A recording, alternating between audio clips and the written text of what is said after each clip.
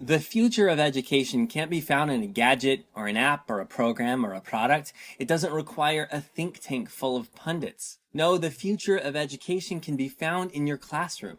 Your classroom is packed with creative potential.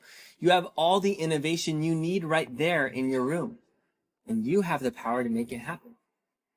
It's what happens when you experiment. It's what happens when you give your students voice and choice. It's what happens when you abandon the scripted curriculum and take your students off-road in their learning.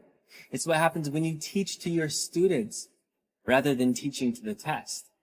It's what happens when you unleash the creative power of all of your students, when you make the bold decision to let them make things and design things and solve problems that they find relevant. Sometimes it's messy and even confusing. It often looks humble. But understand this, that every time your students get the chance to be authors or filmmakers or scientists or artists or engineers, you are planting the seeds for a future that you could never have imagined on your own. That's the power of innovative teachers. That is why the future of education is you.